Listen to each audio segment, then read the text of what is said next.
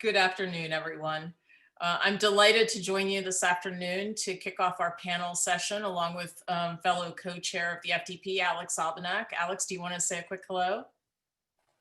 Hi, everybody. Thanks for joining. We thought it would be a very nice way to conclude our 4 days of our virtual FDP meetings by taking a look both backwards and forwards at the year that we have been through and the year ahead in terms of our outlook in higher education. So our focus is to really think about how higher education institutions are continuing to evolve in response to COVID-19 and to contemplate the parallel transition that's going on as we move very rapidly towards the implementation of the Biden administration. We're delighted to have a distinguished set of panelists to help us share perspectives on these issues from their respective roles. And what I want to do is just quickly introduce our panelists, and then I will get us started. I also want to invite our participants this afternoon to share their questions. Please do not be shy. We're not a shy group. So today's not the day to start with that. We invite you to share your questions in the Q&A. But I will start us off along with Alex to get the conversation going, and then we'll open it up to other people's comments. So on our panel, we have Joanne Carney, who is the Chief Government Relations Officer for the American Association for the Advancement of Science. Since 1997, she has managed all activities of the program, including production of the weekly AAAS policy alert, tracking legislation related to a wide range of policy issues that impact the research community, organizing the annual S&T workshop, policy workshop for graduate students, being involved in briefing with congressional leaders, and formulating AAAS policy strategies, statements, and testimony, and I'm sure many, many other things that she's going to tell us about. Toby Smith is joining us. He is the Vice President for Policy at the Association of American Universities, where he oversees AAU's policy projects and initiatives and activities, including the AAU undergraduate STEM education and PhD initiatives. He's responsible for matters relating to science and innovation policy and broader impacts of science, as well as having a focus on regulatory aspects of research.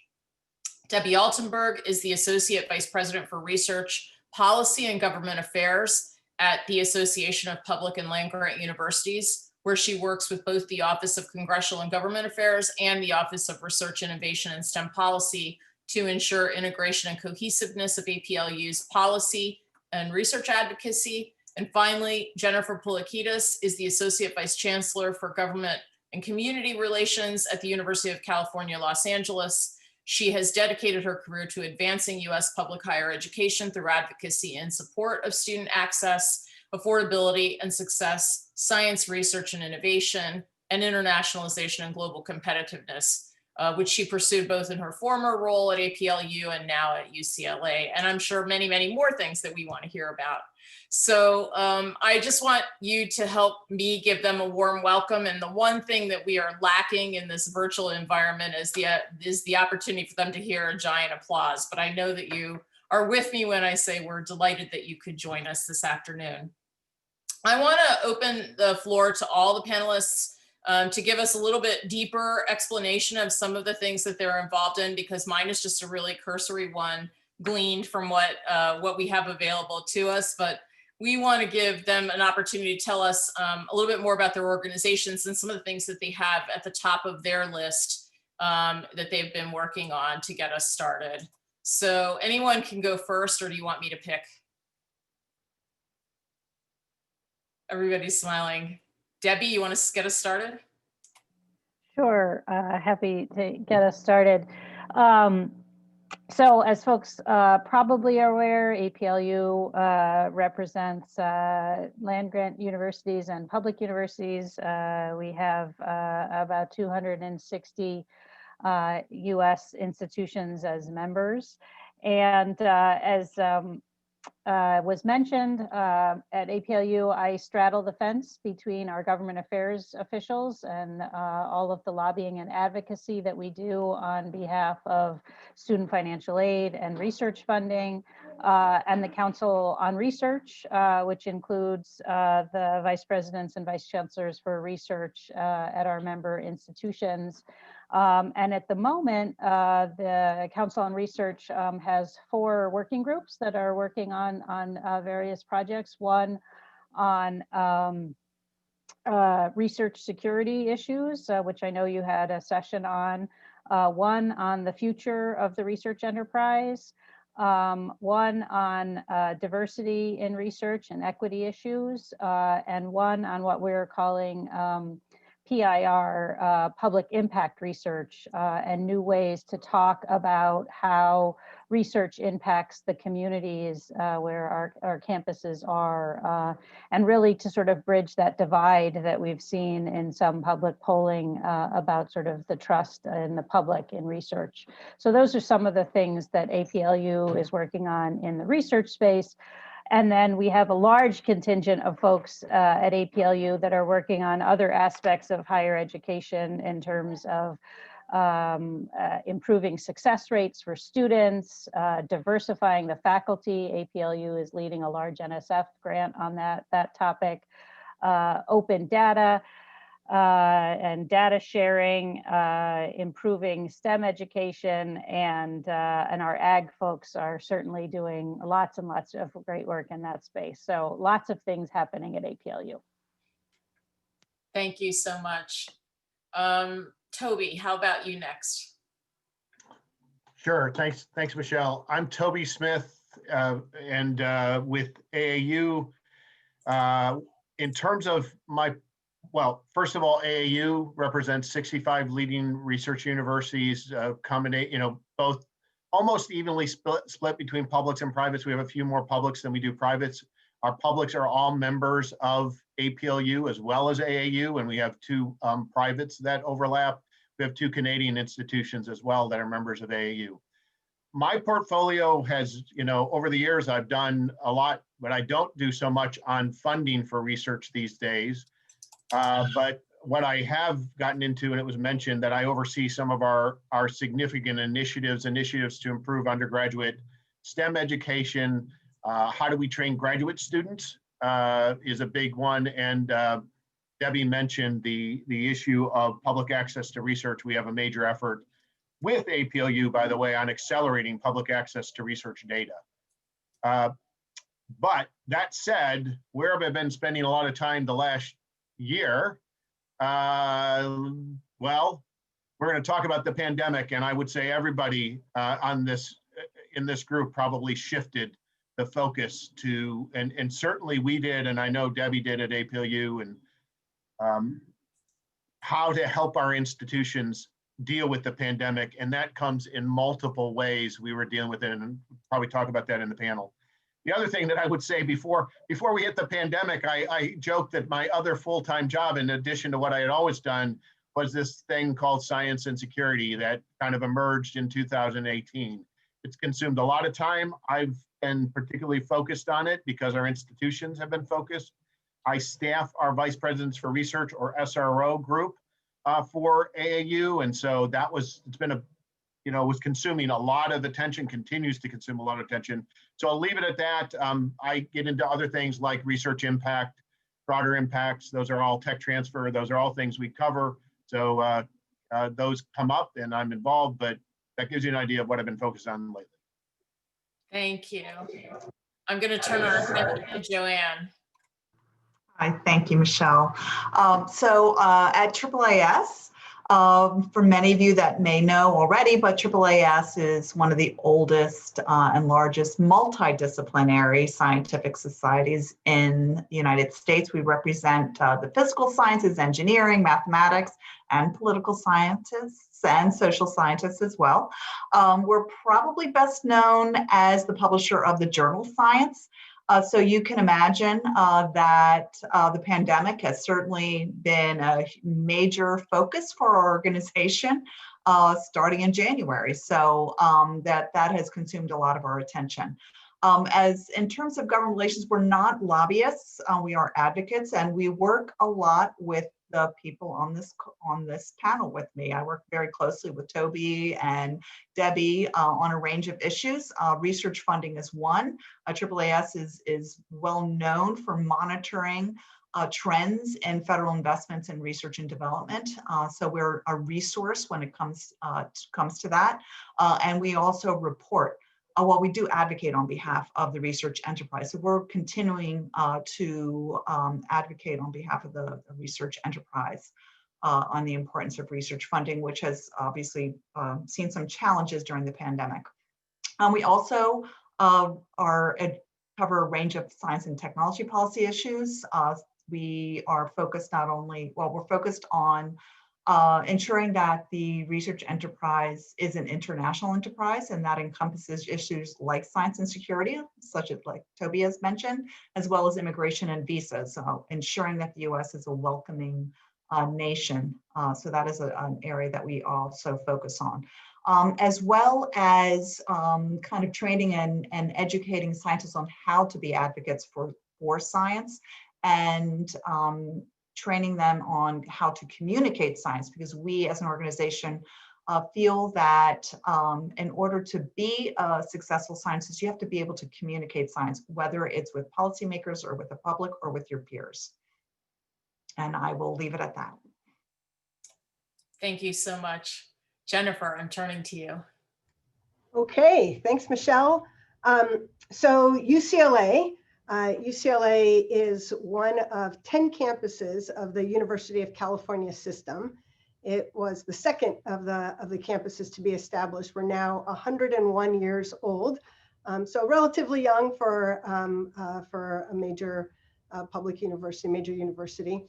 We enroll about 45,000 students currently, about 30,000 undergraduates, 15,000 graduates.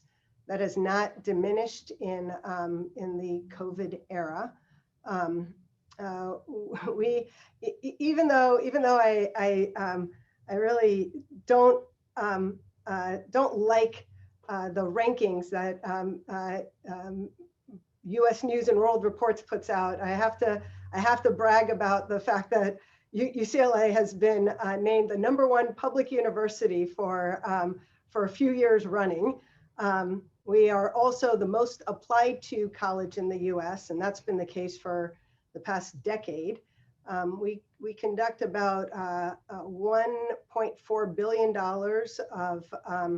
of research in the past fiscal year, and that's an increase of 38% since 2015. In terms of, so it's a little bit about UCLA, and you could see one of our iconic buildings in my background here. In terms of the Office of Government and Community Relations, we work on the whole gamut of government relations. So in my prior life, before coming to UCLA a couple years ago, I was completely focused on federal relations. Having worked in Washington at APLU very closely with Debbie and Joanne and Toby throughout my time in Washington. But UCLA, my role here is to work on the federal, state, local government relations issues, and also to work with our community here in the greater LA region. So it's been a great challenge, a lot of fun, learning a lot every day. And I have to say, COVID, which has kept me in place here in Los Angeles for the past 10, 11 months, has helped me to understand Los Angeles even better than I have before. So that's a little bit of background about me and UCLA. Well, I think building on that, Jennifer, maybe I'll start with you and ask you a question regarding how your organization, how has your university focused its role and response in the context of COVID-19 over the past 6 to 9 months? Thanks, Alex. Well, I will say we definitely did so quickly. I think the word pivoting has never escaped from our mouths more than over this past year. We have put a lot of emphasis on COVID, both in terms of the research that we're doing, and in our clinical setting and at our hospitals. Immediately after the emergency was declared for COVID, we decanted our hospitals of all non-COVID patients, and really we were waiting in those first couple of months for a surge that didn't quite hit Los Angeles at that time. We're getting it now, that's for sure. So our focus across the campus has definitely been one that that's been responding to the COVID crisis, and we've been responding to local and state needs. For example, we've been training contact tracers for our state. We've been providing sites for community testing for COVID, and soon one of those sites will become a major vaccination center as well. So we've definitely been doing a lot, and I know that's true of colleges and universities across the country. Toby, do you want to tell us a little bit about how AAU is focused its role around the response in the context of COVID over the last, many months? Sure. So I'll start with just a little story, is that my last trip was in March, where I traveled to Nashville, Tennessee, to Vanderbilt, where we were holding our meeting for our research, for our senior research officers, the VPs for research. That was March 8th. You may recall that the day Harvard said that they were going online was March 6th.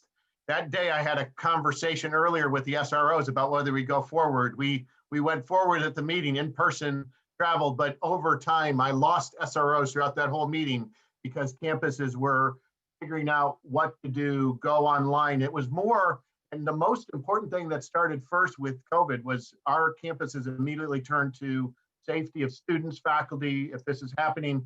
So the first thing was, what do we do with people on campus? So you saw that, but you saw the vice presidents for research all getting, what are we going to do? Because research is coming. And a week later, they were all figuring out, what do we do with research? And we saw research ramp down, and there was a lot of effort. And there was then getting it back up has been one of the areas. So one of the things that AAU does is we convene. So we convene our presidents, our SROs around those safety issues. And the big ones early, one of the big things all our presidents want to hear about, and we had a whole meeting on it, was how are you doing testing and tracing? So again, it focused on safety, but we also had a convening around what are people experiencing in terms of having faculty have to jump online for the first time ever and teach online, many of them who'd never done that in their lives. And what do we learn from that? But as it relates to research, which again, staffing the vice presidents for research group for us, a lot of concern about what's going to happen with young investigators and grad students, and would there be money if grants were put on hold and funding? Would there be funding to fund the young investigators and the grad students, but particularly grad students early on? What about core facilities, which are funded off of grants but not directly? And that's still a big issue for our folks. The infrastructure that often is taken for granted, that was a big one. What about human subjects research? Certainly there's been a whole host of issues we've been focused on as we look to ramp up research as it relates to COVID. The only other thing I'll say on the issue of science and security, that's always an issue. I thought it would go away for a while. It did for a month or two until we really saw our own government now blaming China for the virus. And it got worse, and we saw investigations launched on some schools because of their relationship with the Wuhan laboratory that was said by some perhaps to be the genesis for the virus.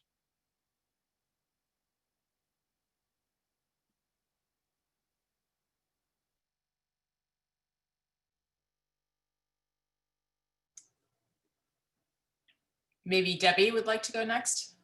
Oh, sorry, I was on mute. Debbie, did you want to chime in? Sure. I would say similar to Toby. I mean, I think the biggest thing that APLU was able to do and able to do very quickly is act as a convening body. So APLU has a variety of councils and commissions that represent different parts of campuses.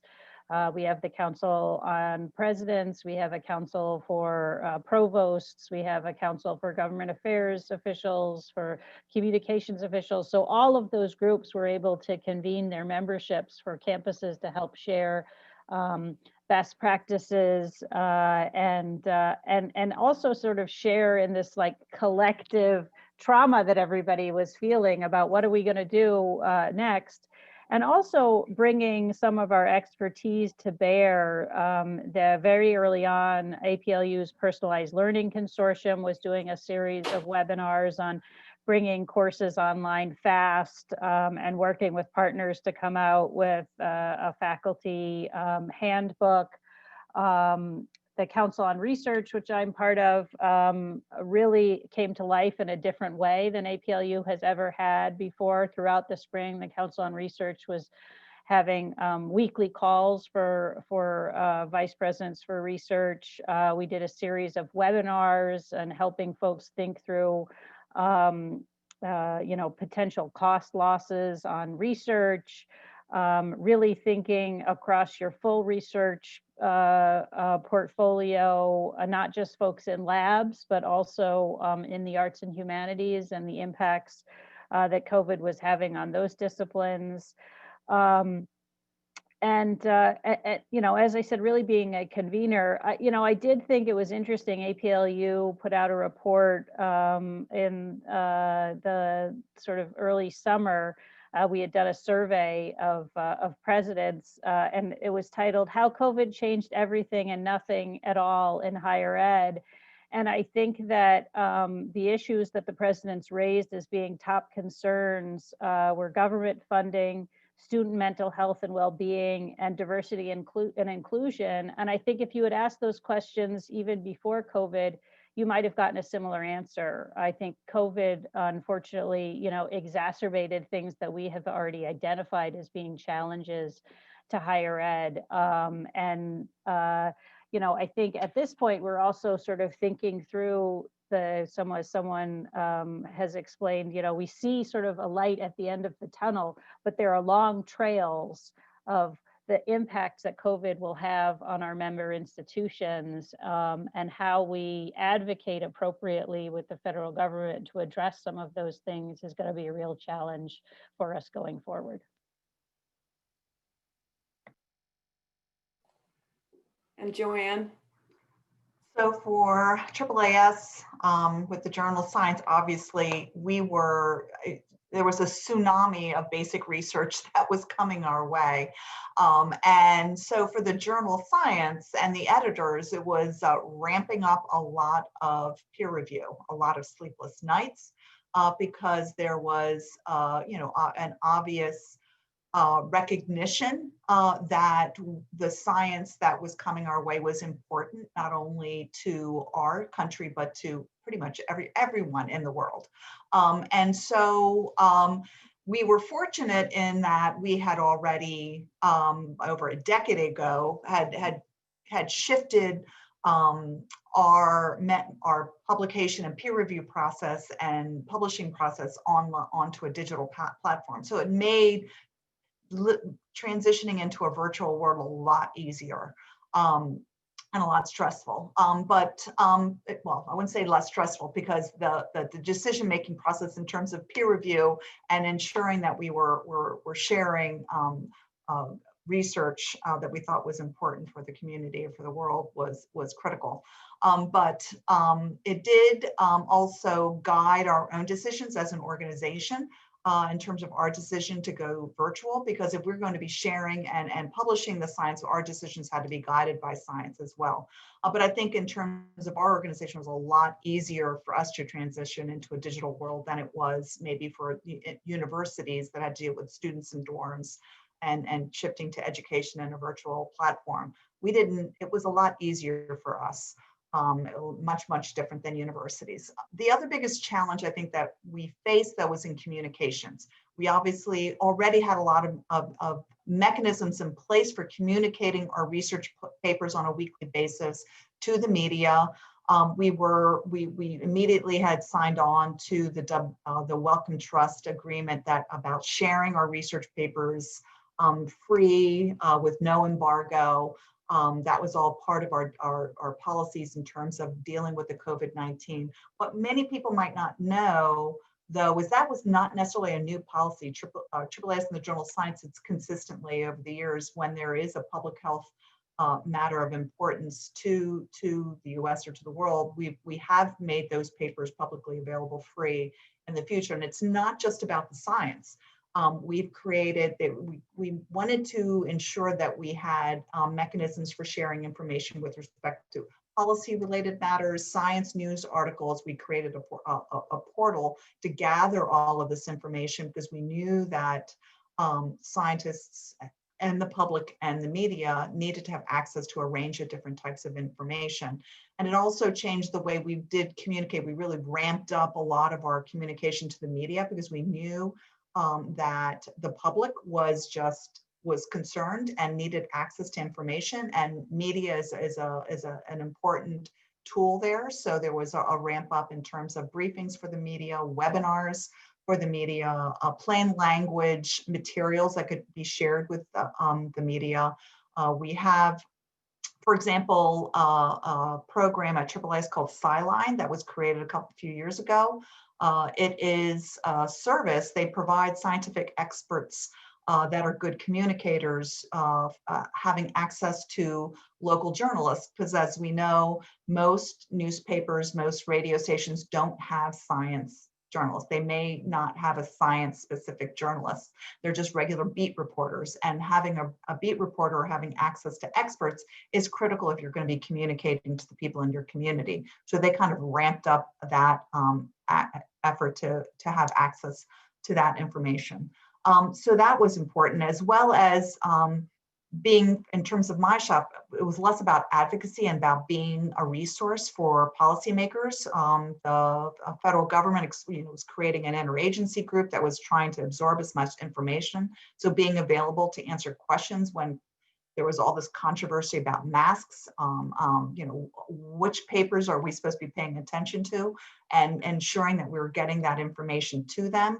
But it was also about knowing when to step down, because it became clear that I'm just yet another step in a process, and maybe I needed to extricate myself to get the information to the government more quickly. So it was building a bridge between people in the government with someone that was within the journal that was a good communicator and just kind of stepping away. So that was kind of an important lesson that that we learned in the first kind of 6 to 9 months of the pandemic.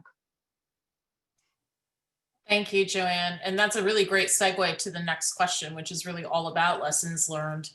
I would like the panelists to think about, what are the 1 or 2 major lessons learned with respect to the COVID-19 response? And you might also think a little bit about what might be coming ahead in the year ahead in terms of changes with respect to COVID-19. I'm going to let Jennifer get us started, and then we'll go through our same order. Thanks. Thanks, Michelle.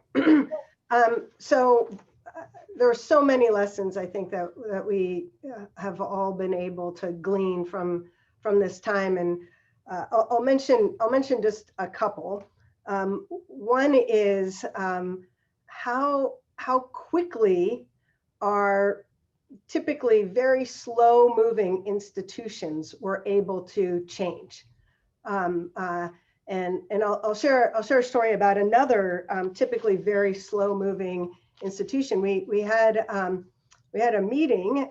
Speaking of science and security, as Toby has a few times, we had a meeting with some of our local FBI officers, and they indicated, and I think the same applies to UCLA and other major universities. They indicated that the changes they made in 5 days would have otherwise taken 2 years. If you have to plan for these things, it always, and be super deliberate about them, it will take longer. Now, of course, the benefit of being deliberate is you don't have as many missteps, and so we definitely all learned as we move so quickly, and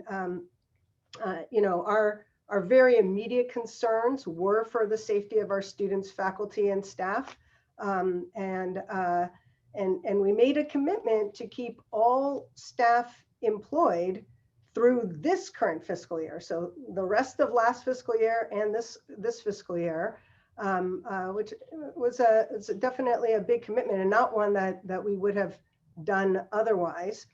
But I think what we learned through that is how we can redeploy people who may not have the same work opportunities, how we can redeploy them to serve our institution and students and our broader community.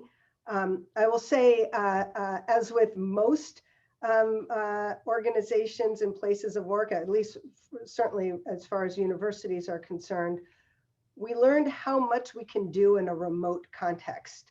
There's a lot of, much of the administration of our universities can be conducted remotely. Clearly, a lot of the teaching can be conducted remotely. Is that something we're going to want to continue in the future? Certainly not to the extent that we're experiencing now. We're at about 98% remote teaching right now, and we don't want to continue at that pace.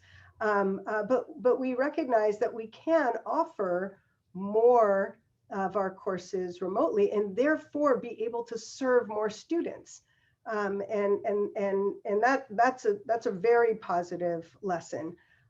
We've also been able to do a lot of our advocacy remotely, which in the past, I had to be in Washington to meet with members of Congress and committee staff, and now we realize we can have remote meetings.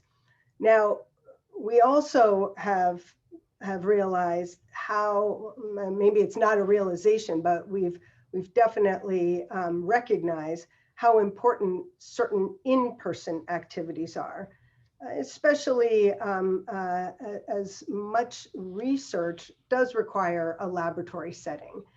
So as we've had to, and Toby referenced this, and so did Debbie and Joanne, as we immediately pulled back all our on-campus activities. So, we had to shut down all research, and then we were able to slowly start that back up again, first with COVID-related research, then with other research. And now in Los Angeles, in this really crazy surge that we're in, we've also had to begin to pull back some of that research. It's so I think that we have a lot of lessons learned, some of which we will carry forward in terms of more remote working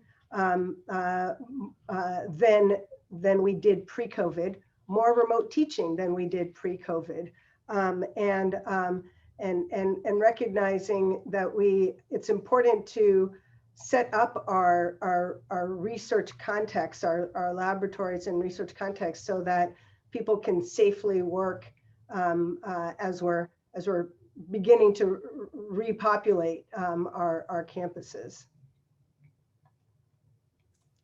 Thank you so much, Jennifer. I'm going to turn it to Toby. Building off what Jen said, I mean, in terms of what we've learned, we have certainly learned about some of our vulnerabilities, and I'll talk about a few, but we've also learned about our ability to be resilient.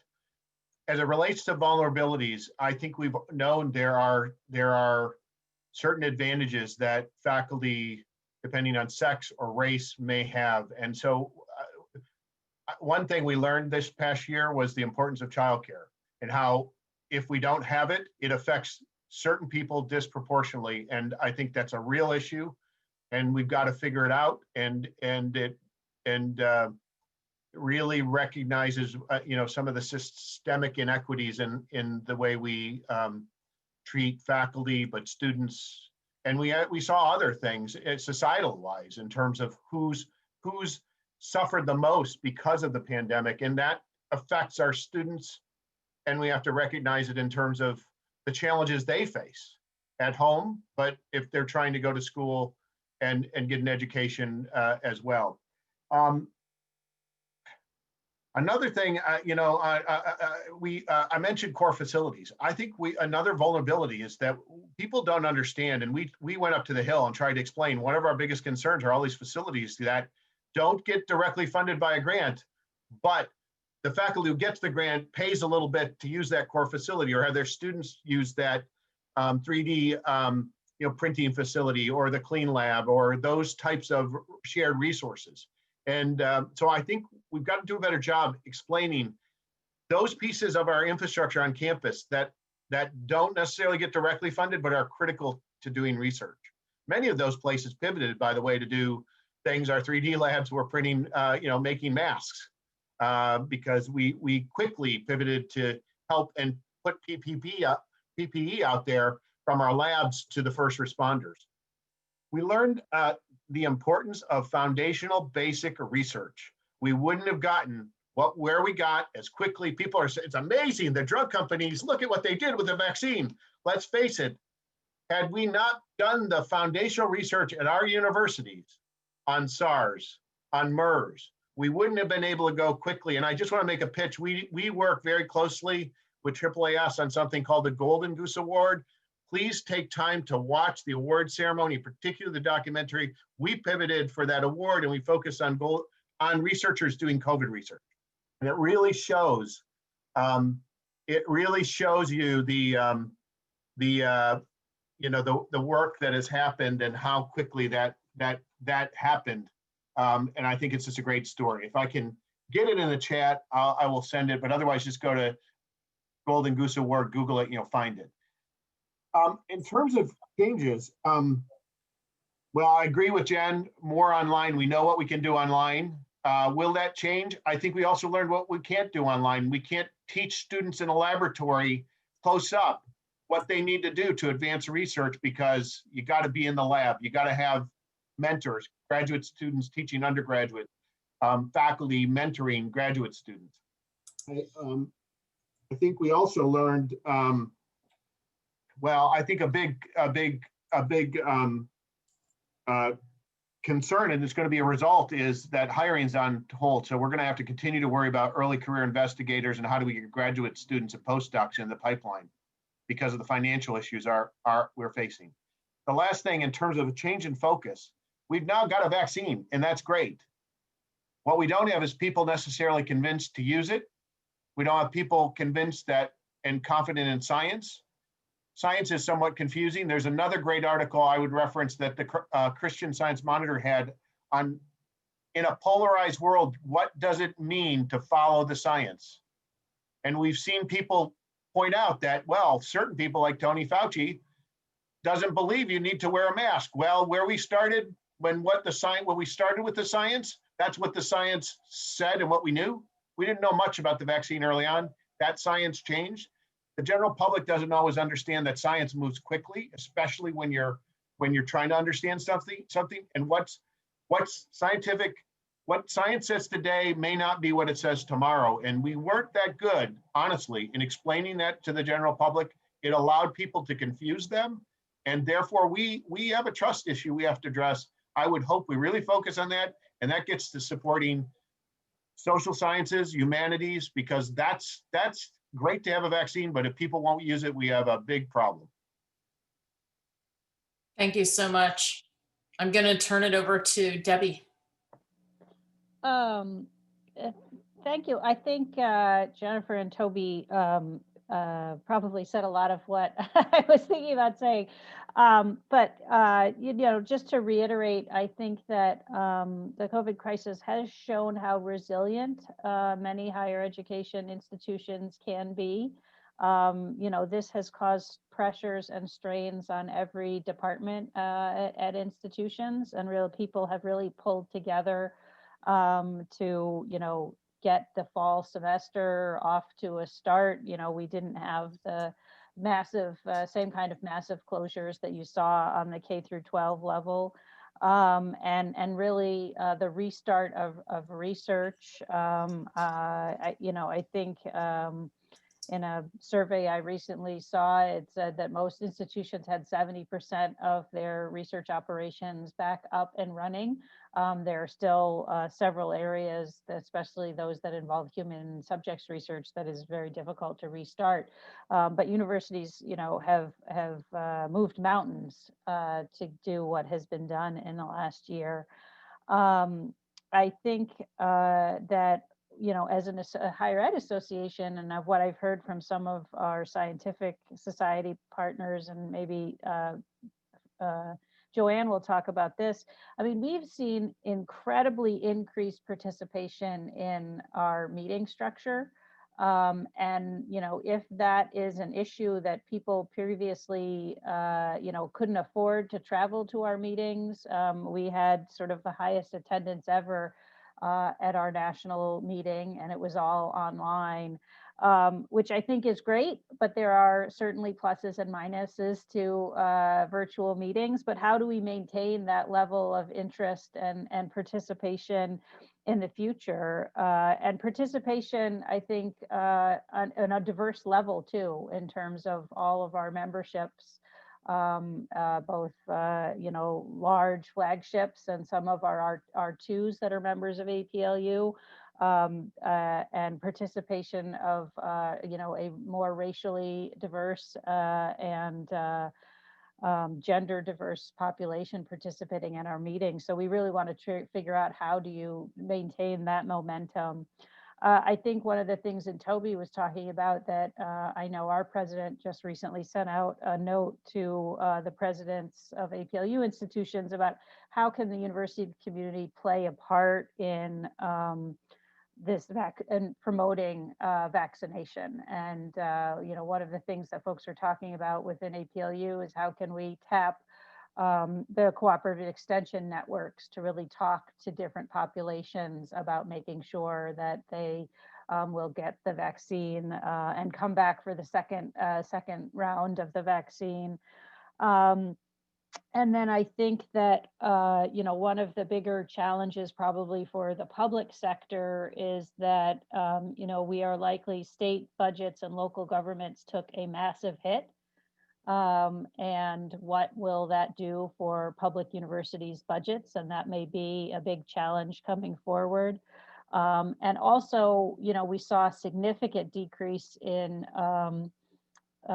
enrollment in community colleges, and how that may impact enrollment in four-year colleges going forward.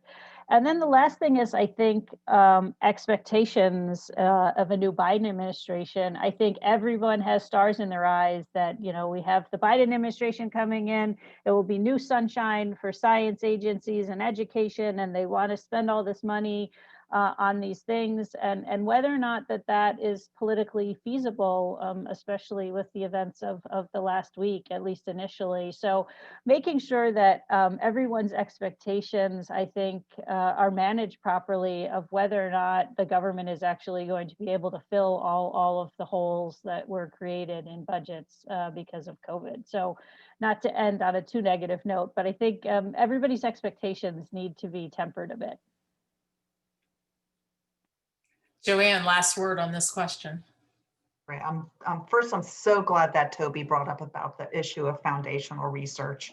It's so critical, and I think that's a story that needs to be really promoted. I never thought I'd be in a situation where, my 94-year-old mother would be asking whether I'd gotten my PCR test results back.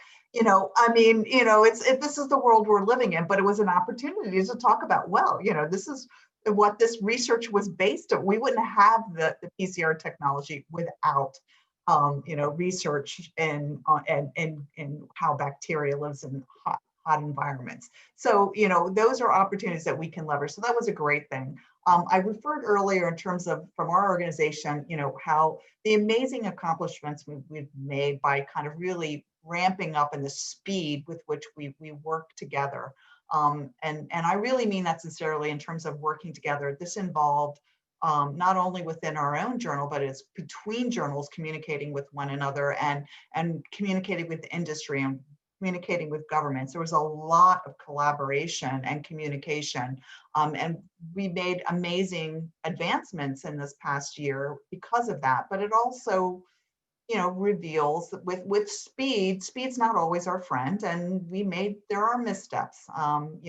Sharing the papers immediately certainly is valuable, but there were some missteps in preprints, and there are preprint papers that got attention that maybe shouldn't have gotten as much attention. And journals can be imperfect, and we're susceptible to fraudulent papers. So one of the lessons learned is we have to spend a lot of time looking at our successes, but also kind of shining a mirror on our own failures, and how do we build and kind of build a better, learn from those lessons and build that a better research enterprise moving forward. Another lesson learned, I would say, in terms of communication, communication is so critical, and certainly we made great steps to kind of enhance and improve our efforts in communicating about the pandemic with the community at large and the media in particular. But you can't force people. We're still human, and we all have our biases, and misinformation also grew at a very fast pace. And so you can't force people to accept or utilize the information that is shared. And that is a lesson that we've learned, and it's going to force us to consider, how do we move forward, knowing that this is the world that we live in, and how can we improve or create better mechanisms for communicating and engaging with the public, so that we don't have a repeat of this in other areas. And then, and I guess it's been referred to in others, is that in terms of the impact, we talked about the impact of COVID on the research enterprise. We don't know yet everything. We don't know. I mean, we know a lot in terms of what the negative consequences from a financial perspective has been on the research enterprise. We know that it's been disproportionate to women and minorities, but we don't know how long this is going to go for. And the longer this goes, the more we will need to learn about how do we kind of rebuild our research enterprise moving forward. Thank you. I think we're getting quite a few questions, so I'm gonna ask the panel a question from an audience. He says, "I'd love to hear the panelists' view about the impacts on graduate education, especially effects in the future. Many graduate programs have relied on large numbers of international students who are a large part of the scientific workforce. It's my sense that between immigration policies in the last 4 years and COVID, US universities look a lot less attractive for many students. I'd love to hear other perspectives and thoughts about how we turn things around." Should we go in the same order and start with Jennifer? Or if we want to just keep it open, and anybody that has thoughts, maybe? I'm happy to provide a few opening thoughts to that question. So it is a great question, and I think it's hard to project what the ripple effects will be to both the really negative tone of immigration policy over the past 4 years, and combine that with COVID. But it's something that we are definitely concerned about.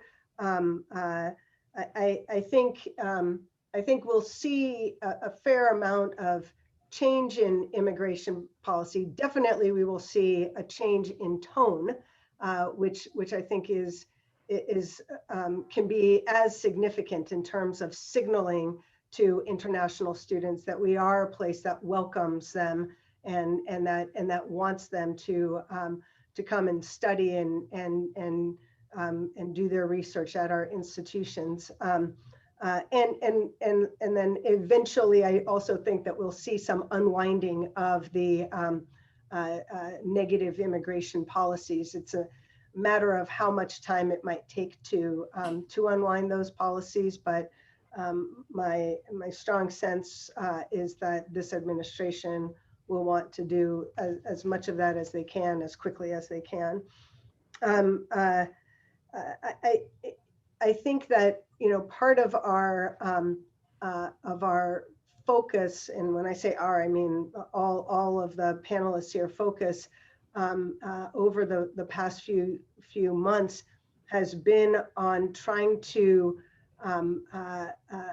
ensure that we don't have a lost generation of researchers because of what COVID has, because of how COVID has impacted our campuses. And I think that a lot of our focus in, I don't think we're going to be in a post-COVID situation for a while, but a lot of our focus in this next year will be about recovery.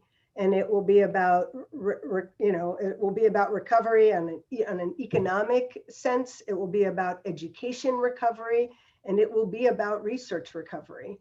And that will include how we can ensure that our graduate students can move forward and ensure that there are opportunities for them as they in their graduate student experience and in their post-grad experience in the workforce. I'll let some of my other colleagues take that on too. Would like to go next, Debbie? Sure.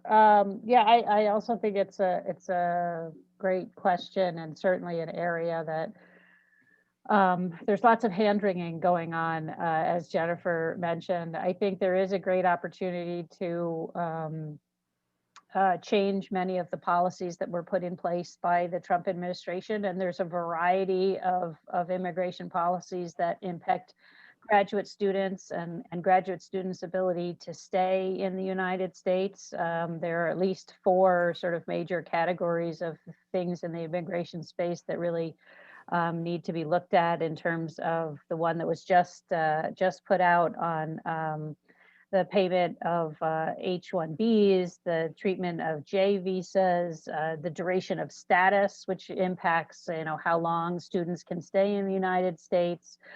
I think probably also underlying this question is the long-term impact of both the immigration policies, COVID, and the research security issues that Toby was mentioning with China.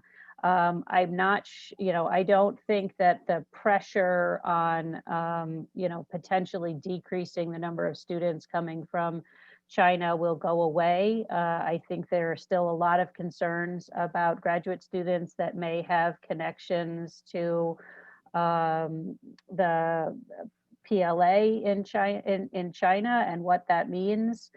So all of that, I think, is a big question mark. And I think that, you also have a political situation that I think they are probably, looking at universities to really think about how are we developing our domestic talent, and how are we encouraging, our own students to go into graduate studies. I think that, one of the unfortunate impacts of COVID that sort of Toby referenced is that all of these undergraduate research experience programs were canceled last summer, and you may miss a generation of folks that may have thought about going to graduate student school, because that's the group that after those experiences are sort of more likely to go down that path. So I think there's a lot of unknowns in this space right now, and certainly something that we need to be worried about, because it's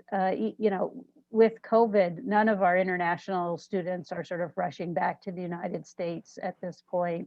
But I think there are also, a variety of opportunities, perhaps. There's big changes in Europe with England leaving the EU, and how that impacts who goes to England's universities. And so, there's a lot of questions here. I have more questions than I have answers, but maybe Toby has some more answers for folks.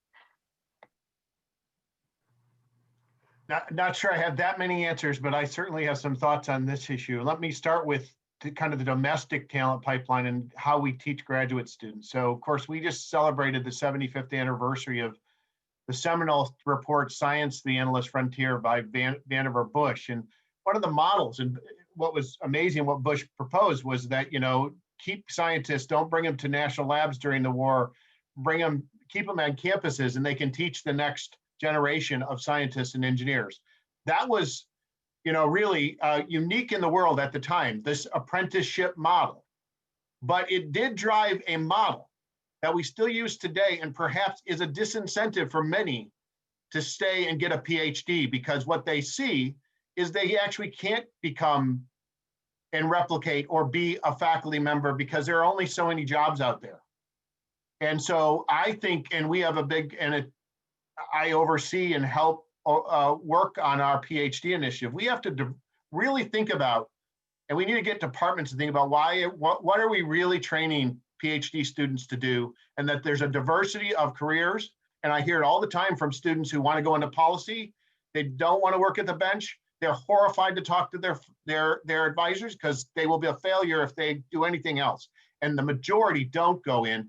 And frankly, that view of faculty members replicating themselves has carried over into the humanities and the other areas. So that apprenticeship model needs to be rethought. That's why we lose domestic students. Why stay in? And right now, especially when you look at the prospects in the job market, we could lose more domestic students. So the solution has been, of course, international students. They come here, and let's face it, our faculties in engineering departments, in math departments, majority immigrants. So if we don't continue to attract the best and brightest students, that was another thing, though, by the way, that was so masterful about the vision was, hey, fund students from wherever they come and have them get to work with the best researchers in the world here in the United States, and you'll attract, and you have a talent pool then of the whole world, not just the United States. Then one of the unique things, our advantage over China, is we attract their students. They come here, and more than 85% stay. So on that, we do, to Debbie's point, need to adjust our immigration policies. And COVID has put a real damper on our ability to attract students, but we were already going down this road that was discouraging students from coming here. And as I work on the science and security issues, it's been very frustrating, because I've heard all about Chinese talent recruitment programs and what they're doing to try and get people to go back over there. They're not very successful at getting folks to return. So they just have we'll give you a lab, we'll give you some money, do some research with us. But it's going to be a lot easier for them to attract people if we screw up what has been the best talent recruitment program in the world, and that's the quality of our universities. So we need to get it right. I'll put in the chat, this is something that Samantha Power, who is now just been tapped by the incoming president to serve as the director of USAID, but she was a former high-level official in the national security space. She wrote a very good foreign affairs piece, and it talks about the uniqueness of our academic institutions. That's a strength. We need to play on it. We need to continue to attract that talent here and get our immigration policies right, and not make it so hard for those who accept our values, who want to stay here, to do so if they're willing to help our economy, our national security, and be a contributing member and believe in our value system. I'll turn it to Joanne next. Yeah, I want to agree completely on Toby's point about graduate students not seeing a PhD path as the one they want to go to. I get those questions all the time. Just gave a talk last week to a group of scientists. Question like, why do I even bother going for a PhD? There's more that we have an overabundance of PhDs and not enough slots. And so this question has been raised for years, and we need to address that. The only thing I would, in this for the sake of time, the only other point I would add in terms of immigration policy, because I concur with everyone, we need to change, we need to shift our visa and immigration policies, but from a more, because of this pandemic, we have a more practical short-term issue that we need to address, and that is the budget situation for the State Department and the consulate offices that need to process those visas, because what many may not know is that they rely a lot on the fees associated with the visas. And so, you know, on the one hand, we don't know when consulate offices will even open because of the pandemic and kind of what requirements will be that we will require with respect to vaccines and, you know, negative tests, but they don't have they need the funding that they haven't been getting the fees. And so there's a more practical issue that we have to address as a country. So rhetoric and visa policies are important, but we have to have some practical solutions as well. Thank you. I'm going to read a couple of comments, and then I have a question that came in for Joanne. One comment from Diana Boglin, I hope I've said that correctly, is that she absolutely agrees with breaking the apprentice model. Faculty need to develop the skills to have those awkward conversations and lose the bias against non-tenure track careers. And there's a second comment on some of our prior discussion. I think one of the lessons that I've learned at my institution, this is coming from M. William Lynch, is due to COVID, is that in a crisis, some people and some offices feel the added urgency and some people don't.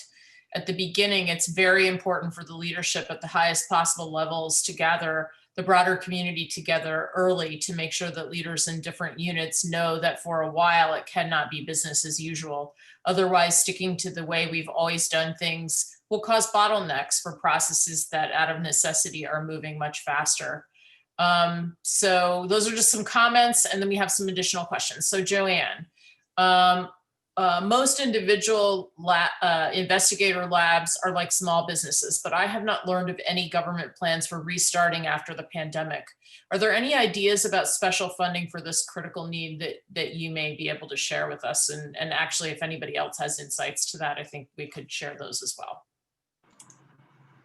Well, I guess the immediate one that most of us are aware of is what they call the research relief for universities. There is an authorization bill called the RISE Act. It has bipartisan support. It's predominantly Democrats with some Republicans in support of it, but it would put an influx of funding across federal agencies that would go specifically towards kind of shoring up, research specifically. And then there's separate legislation really about early career for early career scientists that the science, the chair and the ranking member of the House Science Committee introduced that would provide also kind of a relief for early career scientists. Again, so that's, if any of my other colleagues want to kind of add on to that, but those are kind of like two areas that we're aware of, that we are expecting for the coming year.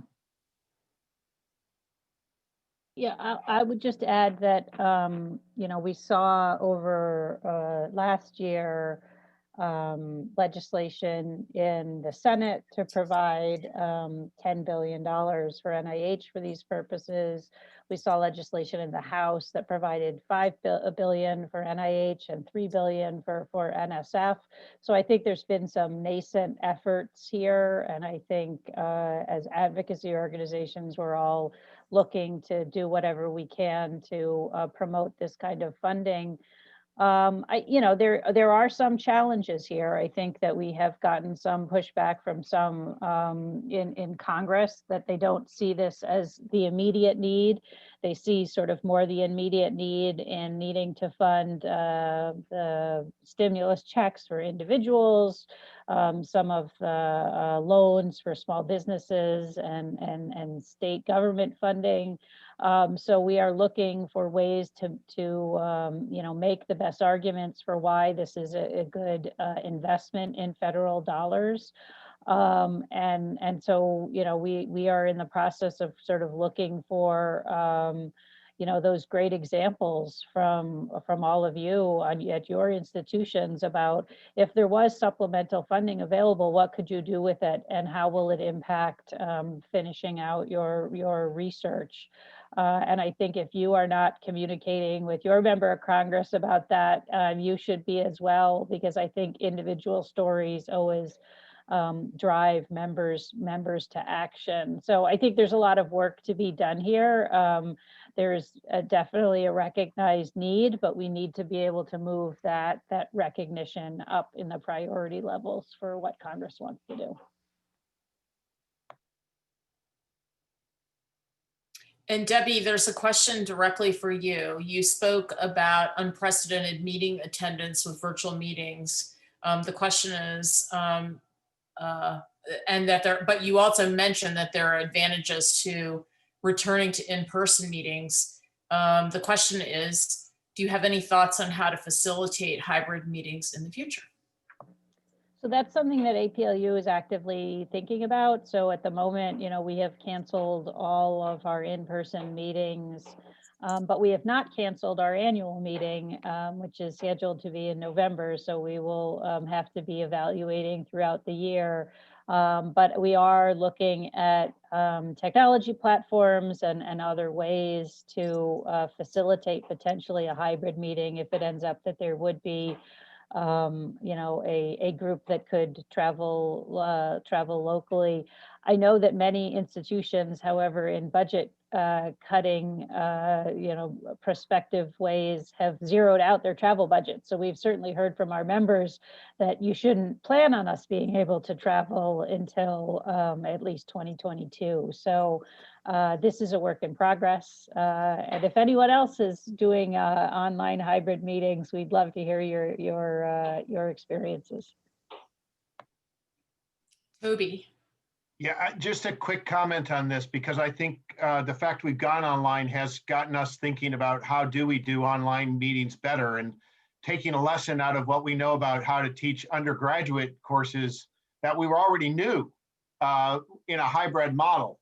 Is we've kind of started to talk about, even with online things, the moving to a flipped meeting. And what do I mean? Well, oftentimes we go to these meetings and we see a PowerPoint presentation and that's half the meeting, right? But the discussion is really where the most useful information is. And you could have pre-taped and pre-recorded that. And maybe even if you were meeting in person, you could have a discussion with the person that gave the talk, looked at the talk before you got to a meeting, or looked at it beforehand, and you could have had a more discussion. So we've actually been pre-recording some things and encouraging people to look at them beforehand and spending more time answering questions and less time talking. Thank you. And Joanne has a comment as well. Yeah, we've also benefited from the pre-recording because it's, and that allows, a really stellar keynote speaker to kind of record at a time that's convenient for them and then be present for the actual Q&A. And it saves everybody the best time. But in terms of, I don't know if hybrid's the right way to describe this, but one way, one of the things, that we see that the benefit of the meetings that we organize is that scientists, they want to network. Just publishing a paper isn't enough. You want to be able to meet with your colleagues. That's why they go to our annual meeting or they go to our, our other conferences.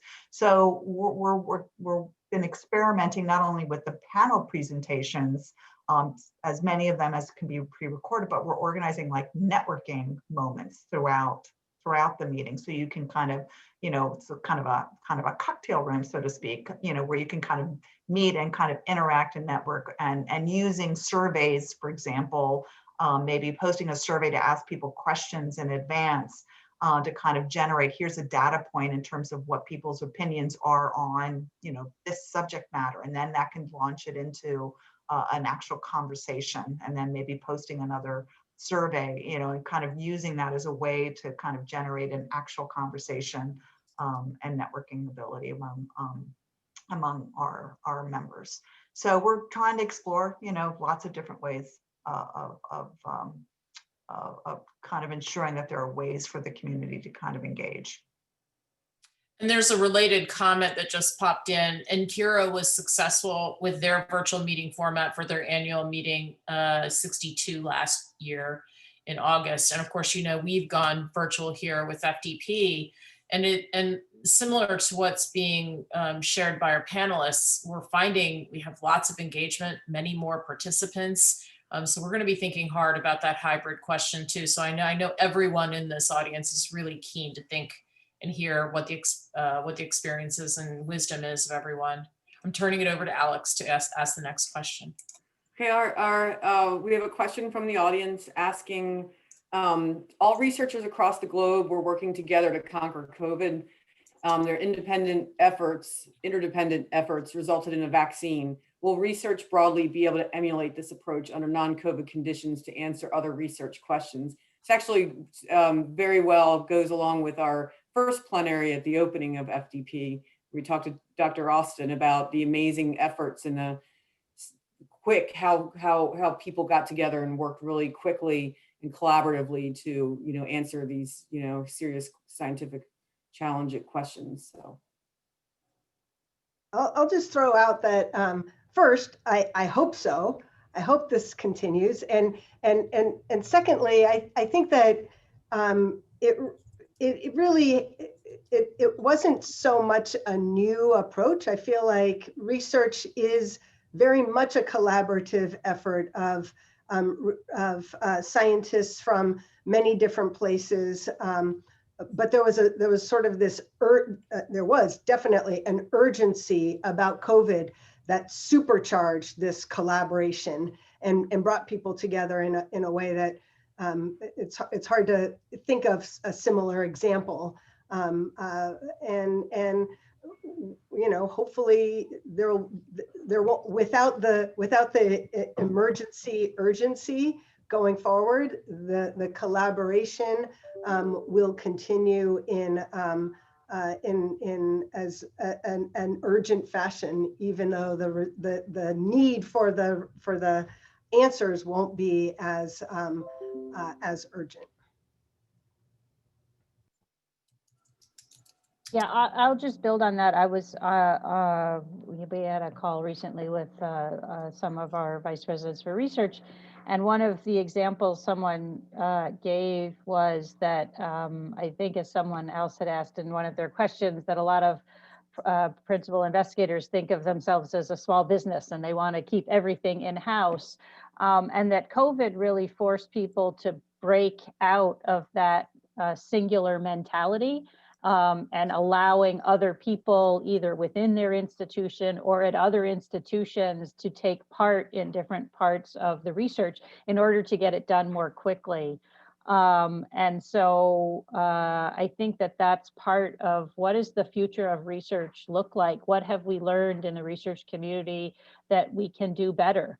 And maybe sometimes that democratization of the work helps improve the work, and hopefully that's something that we can continue.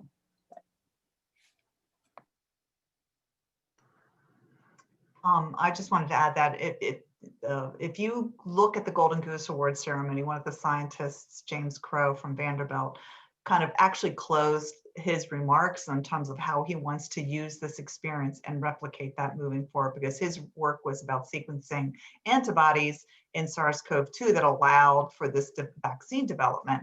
And for him, he was like, all he saw was the future, like the future is before us. And he wants to quickly kind of go back to the lab and replicate this for other emerging infectious diseases. If we could do it for this, we could do it for so many others, and consider what we can do in terms of dealing with global diseases around the world. But he needs funding.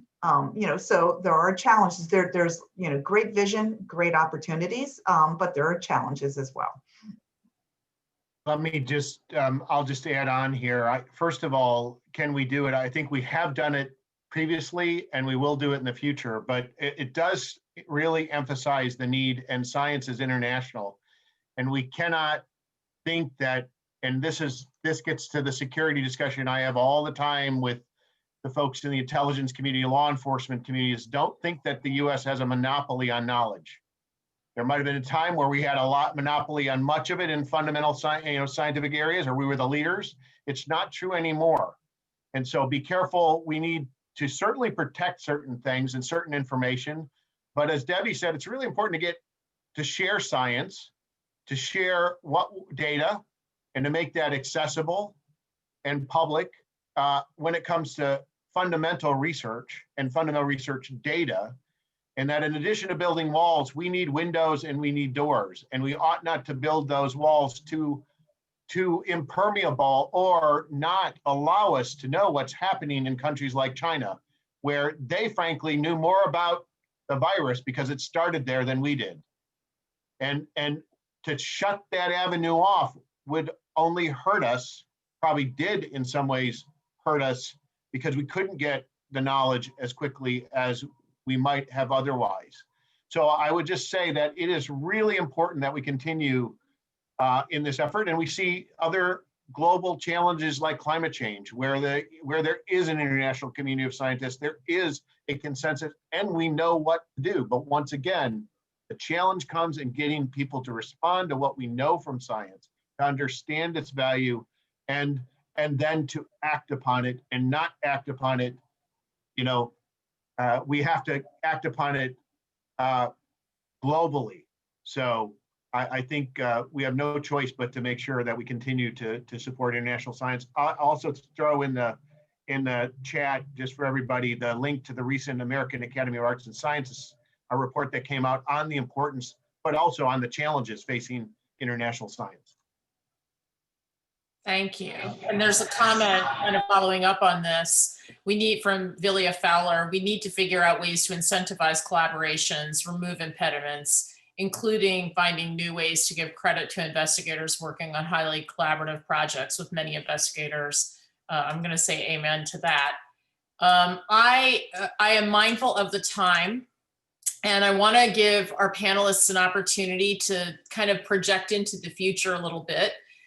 What might we anticipate changing with respect to science policy, the investment in science and research, or other policy changes in a rapidly approaching start to the Biden administration? I want to make sure we get a chance to ask that question. So I'm going to start with Jennifer, and anyone, and you can all just jump in when you're ready. All right, thanks, Michelle. So I think from the start, we know we're going to have a different approach to science in this new administration. President-elect Biden has been clear that he listens to the scientists and will follow the science. I think that the tone for and respect for science is going to be much elevated from the current administration. One of the most chilling policy-related moments during this COVID period was when President Trump, and this is not even COVID related, President Trump was visiting California post some of the worst wildfires we've ever had. In fact, it was the worst wildfire season we've ever had in terms of how many acres were burnt. And he completely dismissed the notion that there was a scientific basis to why these wildfires occurred. He said, well, you just have to pick up all the scrub in your forest. That's the answer. It has nothing to do with climate change. So I think we will see a liberalization of science policy in areas where the current administration has stifled opportunities. Some examples are environmental science, climate science, some biomedical science, such as fetal tissue research. in terms of science investment, I think we have high hopes, but Debbie gave us a warning already. It's important to remember that Congress, not the administration, provides the actual funding for research. And that turned out to actually be super helpful over the past 4 years and may continue to be the case in the new Congress. But there has been a pattern over the past couple of decades, maybe even longer than that, of fiscal conservatives suddenly becoming very concerned and even obsessed about the annual deficit and the accumulated federal debt when Democrats are running the White House. And we have seen the deficits and the debt explode over the past 4 years. So having the funds to be able to provide a robust investment in science is going to be really important. I'll leave it at that. I know my colleagues will have other important thoughts. I can go ahead and make a few comments. First of all, on the funding piece, I just want to point out that with the Senate moving and being controlled by the Democrats now, we have a guy named Chuck Schumer who will be the majority leader. He introduced the Endless Frontiers Act, which calls for a significant jump in NSF funding. But that comes with another change that you often see it's kind of been a long historical debate about how much funding goes to basic science, especially at NSF, and how much more goes to more applied science. And do we fund things, that kind of help us to move things out to cross the beginning and de-risk technologies or ideas? The Schumer legislation actually starts to push on that in a way that, I think I think it will spark an interesting debate. I think it's probably a debate we need to have. It's not a new debate. It was a debate that was pretty heated during the creation of the NSF in the 1940s. And, between Vannevar Bush, who believed that it should be basic research. And that's where, and anything that looked like it was industrial, that was picking winners or losers or industrial policy was not supported. We had other members who supported not creating a national science foundation, but a national technology foundation. So note that that's a debate. It's going to come back. It's going to come back in the context of increased funding, but I think we probably want to think about what we do need these days. And we know that it's not a linear model to support research. So that's a big one. The other thing I just say on all of this is more not necessarily I see going to change on the end of policymakers and what we're going to see. Well, science and security, we know that immigration, we're going to have I think we're going to see some positive things. Debbie's already alluded, but don't think, so on immigration, we're going to see good changes. Don't think though that the issues and concerns about China are going to disappear. Although I do think this new administration is going to talk about China, talk with China, not just blame China, and there'll be a lot more diplomacy. But one thing I think about our own universities and something we need to think about, and I worry a lot about it, is with the polarization that we see in the country, our institutions, if you look the last election, I don't know what it is this presidential election, but the institutions I represent reside in congressional districts, only 3 of which the populations voted for Donald Trump. And we have a huge divide in the country. And that divisiveness also comes down to what people believe in science, and it's also aligned by parties. And we need to do a better job figuring out how we reach out beyond our own campuses, beyond our own communities, where clearly the economic benefits, the health benefits are understood, because often we have hospitals that benefit the people who live in those communities nearby.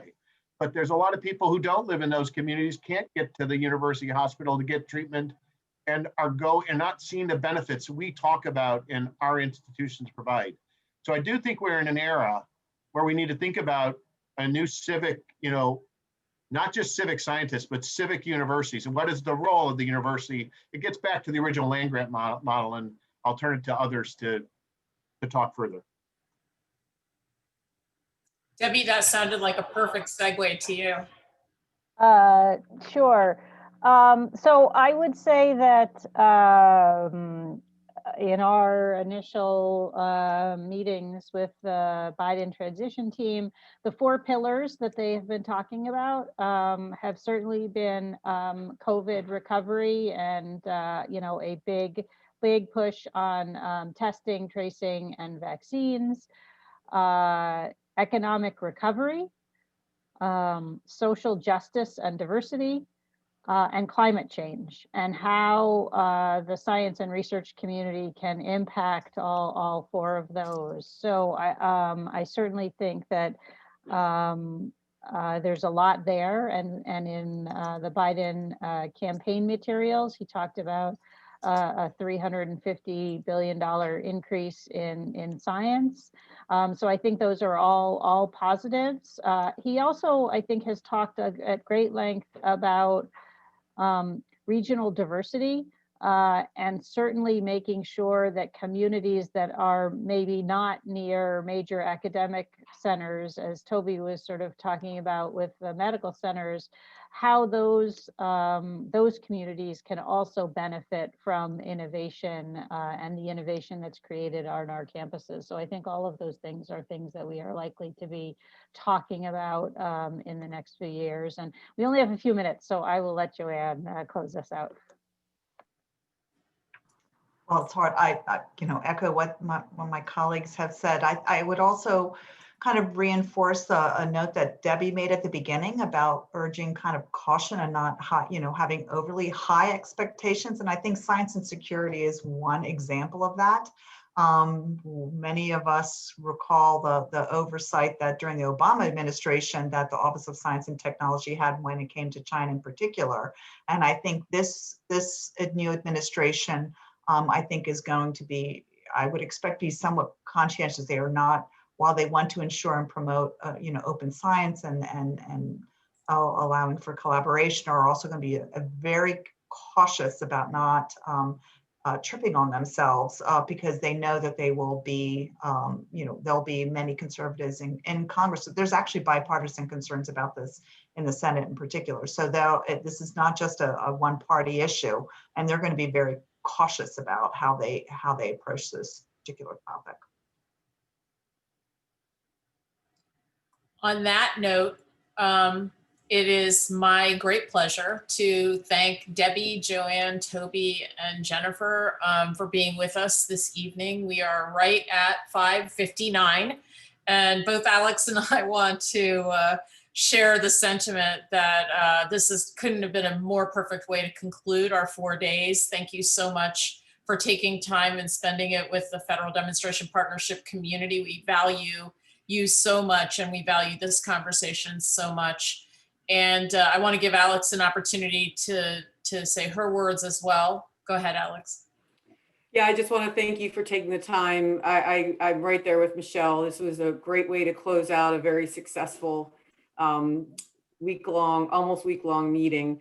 It gave us a lot of things to think about how we can, take the best aspects of what we've been through in the last year, and hopefully moving it forward into what hopefully will be a really exciting new administration and new path for science and education. We want to thank all of our attendees for joining us this afternoon and throughout the week. And this concludes our virtual FDP meetings. So we wish you all the best as you march on into the rest of your semester, and we look forward to connecting with you again in May. Thank you so much for your time and attention and engagement throughout the week. And thank you, Lillian and Shanae, for all of your amazing technical support. I'm sure Lillian is so tired of reading the slides, but we appreciate you. Thank you. Thank you all. Bye. Thank you. Bye, everybody. Thank you. Bye, everyone.